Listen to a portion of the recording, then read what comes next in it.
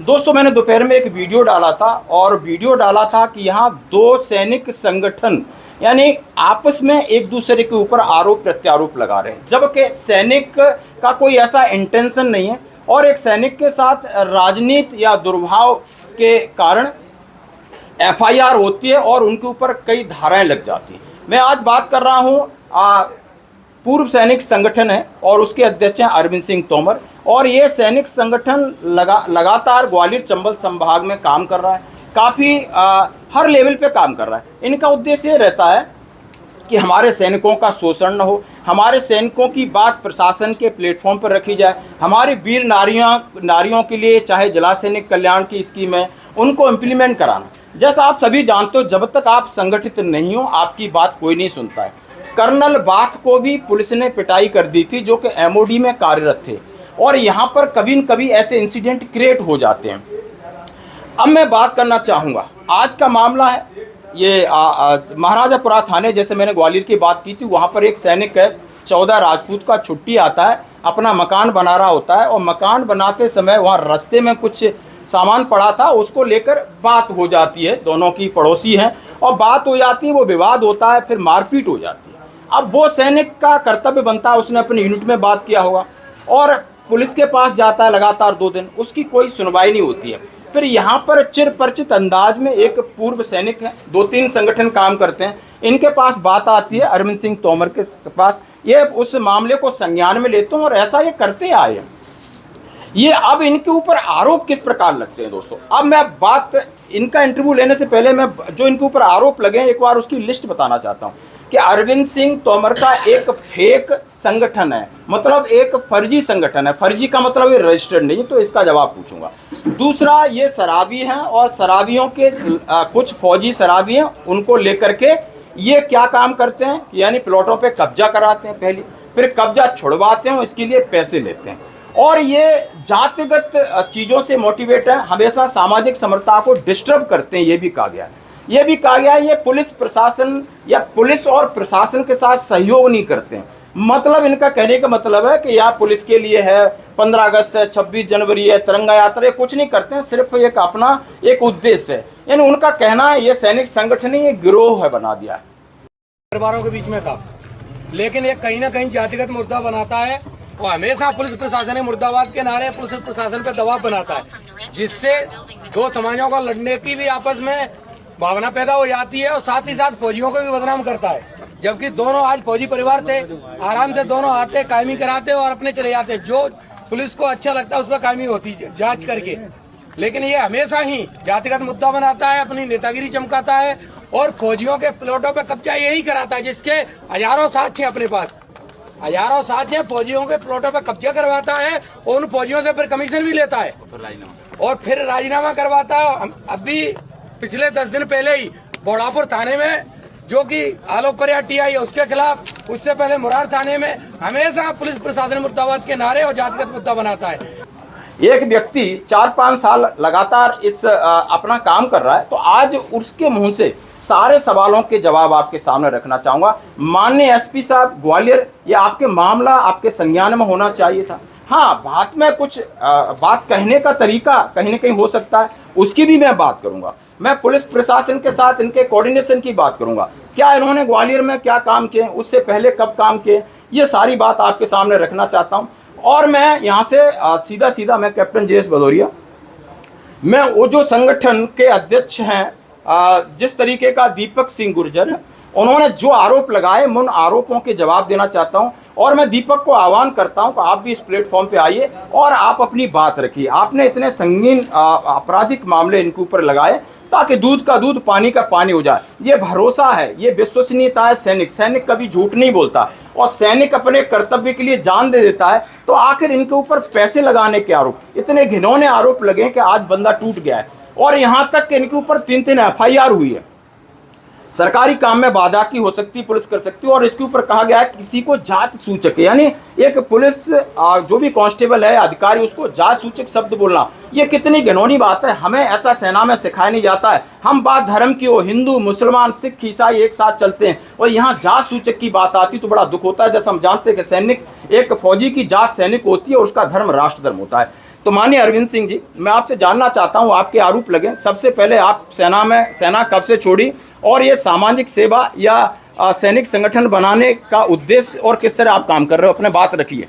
धन्यवाद, मैं आपका बहुत बहुत धन्यवाद देता हूं। मैं आप सबको बताना चाहूँगा इस आपके चैनल के माध्यम से, मैं 2019 में रिटायर हुआ था। उसके बाद लगातार मैं सामाजिक सोशल वर्क पोरसा क्षेत्र से लेकर अम्बा क्षेत्र तक लगातार, जब मैं पोरसा में था, कई ऐसी जो हमारे समाज की और अन्य समाजों की जो ग्रामीण में जो महिलाएं थीं जिनकी हमने पेंशन बनवाने का काम किया था, जो विधवा पेंशन जिसको बोलते हैं। उसके बाद कई ऐसी जो गरीब योजना के तहत जो सम्मान निधि मिलती है सांसद निधि से, उनके कई 10-20 हज़ार के चेक दिलवाने का काम किया है। अकस्मात दुर्घटना हमारे क्षेत्र में जो भी हुई है उसमें 4-4 लाख के 2.5 लाख के जो मुआवजे दिलवाने का काम ये पूरा हमारा जो संभाग है वो जानता है, खासतौर से अम्बा क्षेत्र। ओके, मैं यहीं पर, अब इन्होंने आपके सामने प्रूफ, इन्होंने इस बात को कहा है कि मेरे अंदर रिटायरमेंट के बाद ये जज्बा ये लगा कि यार समाज में हमने कुछ करना है, तो अपने गांव से बात शुरुआत की। तो मैं जानना चाहूँगा, अम्बा में एसडीएम कौन थे, तहसीलदार कौन थे? उस समय राजीव समाधिया जी एसडीएम थे, जो हाल ही में अभी इधर घाटी गांव में है। उनको हमारे बारे में बहुत अच्छे से पता है और लगातार उस समय के एक शर्मा जी थे वहाँ एसडीएम, उनको पता है।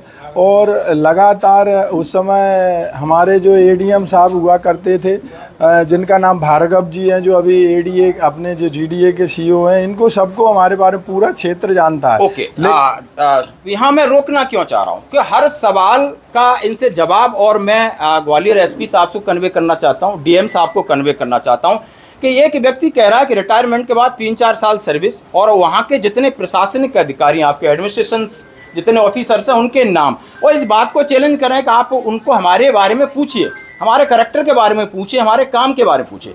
अब आपने इतना बताया, अब मैं जानना चाहूँगा, क्या आपकी पारिवारिक लायबिलिटीज नहीं है कि आपने नौकरी करना ठीक नहीं समझा? ऐसा था, मैंने देखा लोगों के साथ जो कई जो ग्रामीण में जिनकी परेशानियां हैं, जिनको विधवा पेंशन, जो बेचारी बहुत गरीब लोग हैं उनको पेंशन की बड़ी आवश्यकता है। ऐसे गरीब लोग हमारे गांव के जो वाल्मीकि समाज के थे, जिनको राशन पर्ची की बड़ी आवश्यकताएं होती थी, वाल्मीकि समाज के लोगों को मैं अपनी गाड़ी में बिठा के, उस समय वर्मा साहब कलेक्टर हुआ करते थे मुरैना में, ये घटना 2020 और 22 की है। उस समय मैंने सभी की जो विधवाओं की पेंशन बनवाना, राशन पर्ची बनवाना, इवन जब कोरोना आया था मैंने 3 गाँवों का 2 साल लगातार राशन हमने बांटा है अपने ग्राम पंचायत के, पूरा हमारा क्षेत्र जानता है। सर, आप इस बात को अथेंटिकेटेड कर सकते हो, क्योंकि ये चैनल फौजियों का है और फौजी की बात रख रहा है। हम किसी का पक्ष नहीं रख रहे, हम उनका भी पक्ष सुनेंगे। हम इनके इतिहास में जाना चाहते हैं कि आपने किसी को क्रिमिनल बनाना या क्राइम करना, जब तक साक्ष्य कुछ नहीं है, बट आपने एक प्रेडिक्शन डाला है। मैं चाहता हूँ, आपके वाइफ और बच्चे कितने? मेरे एक लड़का है, वो आगरा में पढ़ता है और कभी कभी इधर आते हैं। अभी दोस्तों मैं कहना चाह रहा हूँ कि इनकी एक बड़ी छोटी फैमिली, एक बेटा है और इतनी पेंशन है, घर में ज़मीन है, तो इन्होंने सोचा कि मैं जितनी भी 15-16 साल सर्विस करके आया हूँ तो मैं समाज की सेवा करूँ, और समाज की सेवा करना कोई बुरी बात नहीं। यदि इससे किसी की पहचान बनती है या इसके कोई किसी पॉलिटिकली आगे आता है तो इसमें शायद कोई बुरी बात नहीं है, शायद आप इस बात को समझ सकते हो। अब मैं बात करूंगा, जैसे आप ग्वालियर आए और आज इस तरीके के आरोप लग रहे हैं, क्या इससे आप कभी शराब का सेवन किया? सच बताना। मैं आज तक, मेरा पूरा क्षेत्र जानता है और यहाँ जितने भी अपने फौजी हैं जानते हैं कि मैंने आज तक 41 साल की एज में बीड़ी, पुड़िया, सिगरेट, तम्बाकू, दारू तो बहुत दूर की बात है इस्तेमाल नहीं किया, बल्कि जो हमारे को जो एथराइज है कैंटीन से दारू, वो हमारा प्लास्टिक कार्ड या स्टेशन हेडक्वार्टर या ग्वालियर के किसी भी कैंटीन में देख सकते हो कि आज तक हमारे कार्ड पे कभी दारू नहीं ली गई। बहुत अच्छी बात है, ये भी आप नोट कर सकते हो कि हमारे कार्ड का कभी यूज ही नहीं हुआ, क्योंकि हमें इस बात का हम कोई शौक नहीं है, सेना में भी रहे। अब मैं बात करूंगा कि इस मुद्दे पे आना चाहता हूं ताकि आप इनके पास्ट को वेरीफाई कर सको, और इसके लिए इन्होंने सभी अपने साथ अपने रखे। अभी आपको कहा गया है कि आप प्लॉटों को कब्जा कराते हो और धंधा करते हो और उसके बाद राजीनामा कराते हो, इसके लिए आपने लोगों से पैसे लेते हो। इसको किस तरीके से, किस चैलेंज के साथ खारिज करना चाहते हो? आपको इसमें बैक में ले जाना चाहूँगा। ये घटना है 2022 की, जब पूर्व सैनिकों का 10% आरक्षण मध्य प्रदेश सरकार में ख़त्म कर दिया था। तो मैं अपने क्षेत्र में काम करता था पूर्सा अम्बा में। यहाँ से लोगों के फ़ोन गए, मेरे से बहुत से लोग जुड़े हुए थे। उनका कहना ये था कि ऐसे ऐसे सैनिकों का ये आरक्षण ख़त्म हुआ है, तो आप लोग आएँ यहाँ पर प्रदर्शन करें। तो हमने यहाँ पर 2 महीना लगातार धरना प्रदर्शन किया था, जिसमें शिवराज सिंह मुख्यमंत्री थे उस बार। कई बार हमारी उनसे मुलाकातें हुई और उनने वो 10% जो जितने भी विभाग हैं सब में 10% मिला है फौजियों को, ओनली मात्र पुलिस को छोड़कर। तो इसके विषय में लगातार अपन काम कर रहे थे। जब धरना ख़त्म हो गया तो लोगों ने कहा संगठन का रजिस्ट्रेशन करवाओ। 5 जून 2023 को हमने संगठन का रजिस्ट्रेशन करवाया। जब मैंने देखा कई ऐसी विधवा वीर नारी हैं जिनकी समस्याएं थीं, तो उसको हमने 5 क्या डेट बताया आपने? 5 जून 2023। 5 जून 2023 ग्वालियर से इसका रजिस्ट्रेशन कराया है। और ये भी बात आपने बताया कि ये फेक है या फर्जी है। अब मैं बात करूंगा कि कोरोना के टाइम की मैं बात करूंगा। मैं उसके बाद की आप ये देख सकते हो इनके सामने इनका पीछे जिस तरीके से जो रजिस्ट्रेशन सर्टिफिकेट है और इसके अंदर रजिस्टर नंबर लिखा है प्रॉपर है। तो मैं ग्वालियर प्रशासन से अनुरोध करता हूँ कि जो जिस तरह एक एलिगेशन लगाया तो उसका साक्ष्य। अब मैं बात करूंगा पैसे की, और मैं बात करूंगा कि एक सैनिक है तो सैनिक संगठन बनाना कोई गलत बात नहीं। हमारे बहुत सारे मुद्दे हैं, हमारे डिपार्टमेंटली मुद्दे होते हैं, हमारे जिला सैनिक कल्याण के मुद्दे हैं, हमारे ECHS के मुद्दे हैं, कैंटीन के मुद्दे हैं। और इसके लिए स्टेशन कमांडर के साथ मीटिंग होती है, सवेरिया कमांडर आते हैं, वास्ट टाकीज में इंटरेक्शन होता है। और इसके लिए जिला सैनिक कल्याण अधिकारी से आप पूछ सकते हो कि यह संगठन काम किस तरीके से कर रहा है या नहीं कर रहा है, क्या किस तरह। और जितनी आपकी 15 अगस्त है, 26 जनवरी है, आपकी जितना तिरंगा यात्रा है, और जो राष्ट्रीय भावना को स्कूल से लगा करके सड़क तक कई ऐसे प्रोग्राम है, वो भी आपको साक्ष्य के सामने रखेंगे। अब आ जाते हैं मेन मुद्दे की। अब कल के मुद्दे की मैं बात करूंगा, क्योंकि हर सवाल का जवाब देना होगा। मैं बात करूंगा, आप पैसे का आरोप लगाया, इसको किस प्रकार खंडन करना चाहते हो? पैसे का मैं आपसे सबसे पहले एक ही बात कहूँगा, यदि किसी से भी कोई पैसे का 5 पैसे का मेरा लेन देन है, आज तक कोई भी व्यक्ति किसी पुलिस थाने में या किसी भी जनप्रतिनिधि के पास मेरे विरुद्ध किसी ने शिकायत दर्ज कराई है क्या? कोई भी व्यक्ति बताए। तो जो पैसे का जिस प्रकार का जो आरोप है ये निराधार गलत है, क्योंकि संगठन में लगभग 51 पदाधिकारी हैं और संगठन की कोई भी कार्रवाई होती है प्लॉट से संबंधित छुड़ाने के संबंध में प्रॉपर सभी पदाधिकारियों को पता होता है। प्रॉपर जो जितने पढ़े लिखे हमारे जो क्लर्क से संबंधित हैं उनके पूरे दस्तावेज चेक करते हैं, डॉक्यूमेंट चेक करते हैं, तभी अपन प्लॉट को छुड़ाने का या उस पर नींव भरवाने का शासन प्रशासन को इन्फॉर्म करते हैं। तब हम मौके पर जाकर और सामाजिकता बिठाने का भी काम करते हैं। जब सारी बातें हो जाती हैं तो भाई जैसे किसी व्यक्ति से पैसे लिए, ना उसको ज़मीन मिल रही है ना पैसा मिल रहा है। ये प्रशासन को भी पता है कि आज तक मेरी कोई FIR किसी भी थाने में नहीं है। पैसे से संबंधित, धोखाधड़ी संबंधित, 420 के संबंधित किसी भी थाने में कोई मेरी FIR नहीं आज तक। दोस्तों, जैसा इन्होंने अपने एक्सप्लेनेशन किया, स्पष्टीकरण दिया कि यदि किसी ने कोई शिकायत या आज भी खुला चैलेंज कर रहे हैं लिया होगा तो वो इसी ग्वालियर में होगा। और क्या मैं अब बात करना चाहता हूं, क्या आप फौजियों का काम करते हो तो क्या उसमें जाति देखते हो? उसमें कहा गया है कि आप किसी जाति के लिए साथ खड़े होते हो, किसी जाति विशेष के लिए नहीं होते। आप सबको मैं बताना चाहूँगा कि हमारे संगठन में वाल्मीकि समाज के लोग जुड़े हैं। आप वाल्मीकि समाज से बात करते हो, लगातार उनके नामांतरण और ऐसे कई प्रकार के जो मुद्दे हैं उनको हमने करवाने का काम किया है। ये हमारे वाल्मीकि समाज के खड़े हैं। उसके बाद जो बात कर रहे हैं जातिवाद की, उन्हीं के समाज के जसपाल सिंह गुर्जर साहब का एक मैटर था जो मुरार थाने में लगातार पूरे दिन धरना प्रदर्शन किया था और वो SP साहब को खुद पता है वहाँ पर। उसके बाद जसपाल सिंह गुर्जर साहब के लिए पूरे दिन प्रदर्शन मुरार थाने में किया गया है। उसके बाद चौखोटुई के रहने वाले सूबेदार उत्तम सिंह मावई, जिनके लिए लगातार यहाँ से 10 गाड़ियाँ भर भर के हम लोग उनकी सामाजिकता बिठाने के लिए लड़ाई झगड़ा ना हो थाने को ज्ञापन दिया, आवेदन दिया। लगातार बर्मा ऐसे कई बर्मा समाज के लोग थे, उनका हमने प्लॉट छुड़वाए। ऐसे यादव समाज के कई लोग थे, उनके हमने कार्रवाइयाँ करवाई। बिल्कुल, जैसे इन्होंने कहा है कि हमारी जाति की तो बात अलग है, हम किसी धर्म के साथ भेदभाव नहीं है और ना ही ऐसा मोटिव हो सकता और ना ही विगत समय में ऐसा हुआ। लेकिन ये राजनीति जिस तरह जंतर मंतर पर हुई है कोकरोच जनता पार्टी के साथ पॉलिटिकली एज या पॉलिटिकली एडवांटेज लेने के लिए इस तरीके की लोग भ्रामक खबरें सोशल मीडिया पे चला रहे हैं। और हम उम्मीद करते हैं, हम रिक्वेस्ट करते हैं, पर्सनली करते हैं कि आप जितने फौजी जिस तरीके से आज इनके खिलाफ थे, आप बैठ करके आप बातचीत कर सकते हो। इन्होंने कोई भी शब्द कहा हो कि किसी समाज के प्रति या कभी कहा हो तो आपको ऐसा लग रहा है क्योंकि इनका संगठन है, हर फौजी है यहाँ, समाज और सरनेम कोई देखता नहीं है और इस तरीके की फौज की टेंडेंसी होती नहीं है। यदि समाज की बात करते तो इनके पीछे कोई खड़ा नहीं होगा, क्योंकि फौजी जानता है कि फौज की खुद की समस्याएं बहुत होती हैं। फौज अपनी खुद जो इनकी जो रोजमर्रा की है पेंशन संबंधी उन समस्याएं और कहीं उसका शोषण न हो।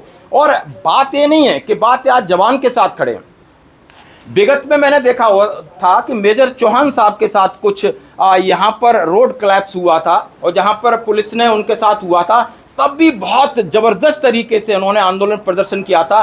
क्या जाति थी, क्या क्या क्या मोटिव था इसके पीछे? मोटिव था सैनिक धर्म और मोटिव थी सेना। चाहे आप सर्विंग हो, रिटायर्ड हो, हम सैनिकों के लिए क्या है, कमिटेड है, हमारा ऐसा खून है। हमें कहीं गलत होता है तो लगता है। हाँ, तो वो चौहान वाला मैटर के बारे में बताइए। मैं आपको बताना चाहूँगा, ये आशीष चौहान साहब के साथ जो घटना हुई थी उसमें हम लोग सभी सैनिक पहुँचे थे, जिसमें स्टेशन कमांडर साहब ने भी हम लोगों को कॉल किया था और वहाँ हमने स्पष्टता के साथ बात रखी थी कि एक भारतीय सेना का मेजर है रैंक से और वो अपनी बता रहे हैं, लेकिन पुलिस ने इस प्रकार से उनके साथ बर्बरता की, मारपीट की। उसके बाद जब एसपी साहब, आईजी साहब और मंत्री, ऊर्जा मंत्री प्रद्युम्न सिंह के साथ हमारा जो बैठक हुई, संवाद हुआ और वो टेबल पे वो चीज़ ख़त्म हो गई थी। तो ऐसा कोई इंटेंशन नहीं है। लगातार .02 का जो अभियान नशा मुक्ति केंद्र का पुलिस ने चलाया है, उसके लिए हमने कार्यक्रम पुलिस के करवाएं। और जो बच्चों के प्रति एक अभी एक योजना चलाई थी मुस्कान, उसके यहाँ CSP साहब का, TI साहब का यही कार्यक्रम भी हमने करवाया था। जो मुस्कान का था अभियान, उस पर भी हम सब ने पुलिस का सहयोग किया है। लगातार 26 जनवरी, 15 अगस्त की जो रैलियां हैं, दौड़ प्रतियोगिताएं, जो लगातार हम लोग करवाते रहते हैं। ओके दोस्तों, इनकी बात सुनी और उन्होंने सीधा सीधा कहा है कि पुलिस और प्रशासन के अधिकारियों के साथ हम वो काम कर रहे हैं जो हमारे समाज के हित में, हमारे राष्ट्र के हित में। फिर ये चूक कहाँ हुई कि कहा जा रहा है कि आप पुलिस और प्रशासन को कोऑपरेट नहीं करते हो।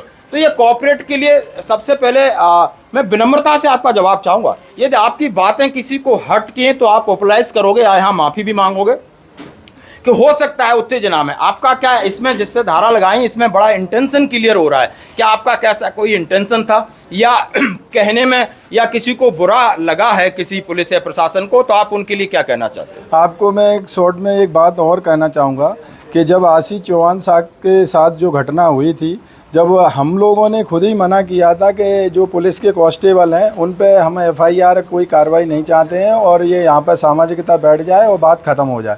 ऐसे ही घटना हुई थी सूबेदार मेजर राकेश सिंह राजावत के साथ भिंड में, जो मेहोना थाने में।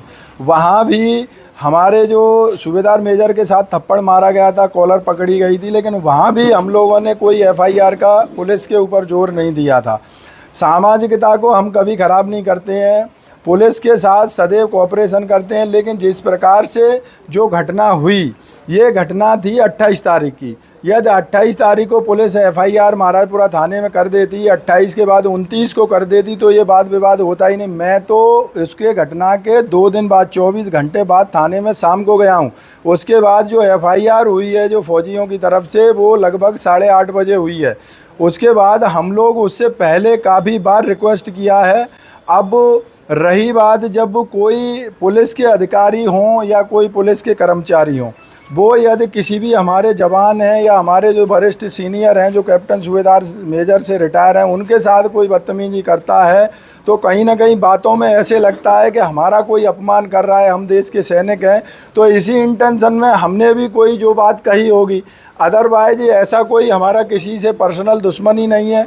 हम शहीद जो वीर नारी हैं, जिन्होंने अपने पतियों को इस देश के लिए खो दिया है, उनके लिए हम लड़ाई लड़ते हैं। ऐसे सैनिक हैं जिन्होंने अपने जीवन का बलिदान दे दिया है, उनके परिवारों के लिए हम लड़ाई लड़ते हैं।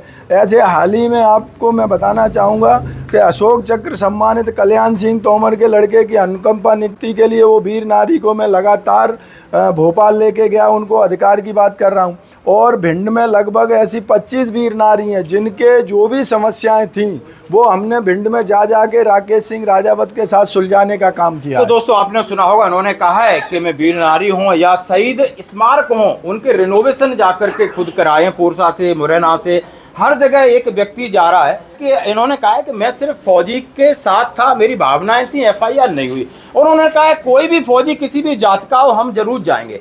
अब ये कहा जा रहा है कि सामने जब उस फौजी का झगड़ा होता है तो वो भी पार्टी फौजी थी, तो उसके बारे में कहा जा रहा है कि ऐसा वो फौजी नहीं है। हाँ, अब बहुत सारे फौजी हैं, उनके साथ हो सकते हैं, वो किस हिसाब से हुए हैं। अब वो बात जाति की बात कर रहे हैं, तो इसके ऊपर आप क्या कहना चाहते हो? यानी एक जाति के साथ आपको जोड़ा जा रहा है कि आप इस तरीके के विशेष आपके ऊपर एक गंदा आरोप लगाया है। नहीं, मैं सर्व धर्म का पालन करता हूँ और सभी जो सैनिक धर्म है, एक सैनिक धर्म है, कोई जाति नहीं होती है। लगातार हमने जैसा आपको अभी बताया है कि गुर्जर समाज के लिए मैंने लगातार काम किया है। किसी का चाहे घर पे खाली करवाने का था, वो पुलिस के द्वारा करवाने का काम किया है। सभी समाजों के लिए हमने काम किया है।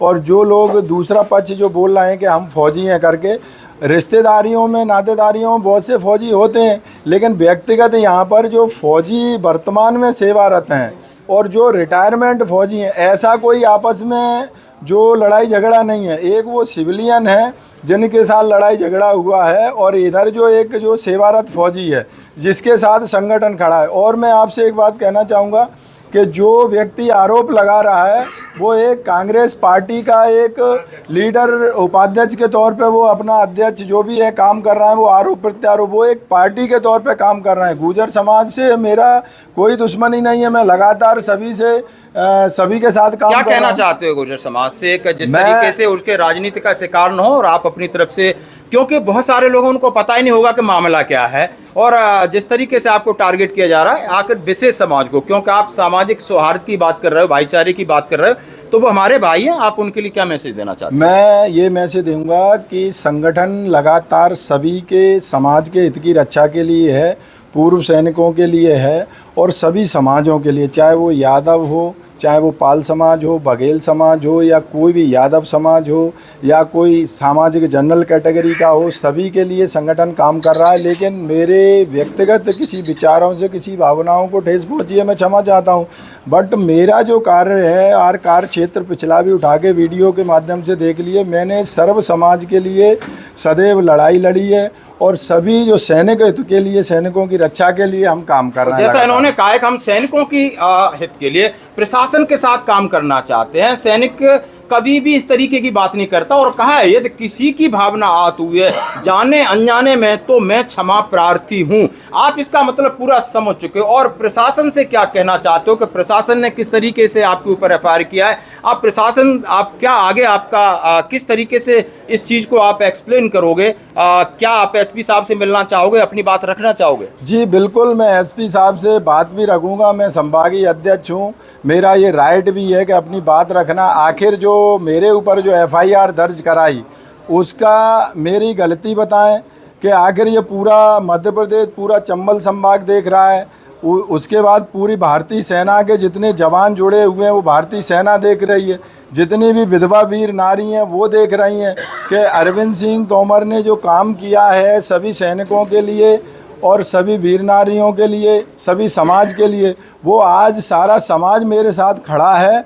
और पुलिस प्रशासन से मैं इतना ही कहना चाहूँगा कि जिस प्रकार से आपने एक माहौल क्रिएट करके मेरे विरुद्ध जो एफआईआर दर्ज कराई है उसको आप वापस लें, और ये जो सैनिकों की सामाजिकता है और समाज की सामाजिकता जो बनी रहे, मैं इतना ही चाहता हूँ। पुलिस से मेरा कोई विवाद नहीं है और मेरा कोई ऐसा कोई झगड़ा नहीं है। मैं सामाजिकता को और शासन और प्रशासन को एकता के साथ लेके चलने वाला व्यक्ति हूँ और लगातार सैनिकों के लिए काम कर रहा हूँ। बहुत बहुत धन्यवाद। जैसा माननीय एसपी साहब से मैं सीधा अनुरोध करता हूँ कि जो भी एलिगेशन क्वेश्चंस लगाए, इन्होंने 1 बाय 1 हर एक का जवाब दिया है, स्पष्टीकरण दिया है, और उन्होंने कहा है मैं इस चीज़ को आपके सामने कहीं भी प्रूफ के साथ रख सकता हूं कि यानी इससे कोई, और सामाजिक भाईचारा के उन्होंने कहा है हम लगातार सभी समाज के लिए काम करते हैं, हम फौज की सिखलाई के अनुसार काम कर रहे हैं, मेरा व्यक्तिगत एजेंडा नहीं है। ये तो व्यक्तिगत एजेंडा किसी के पास होता तो किसी के पीछे 100 200 400 लोग नहीं होते, और ना ही अभी तक कम से कम 8 से 10 साल वो इस तरीके की सामाजिक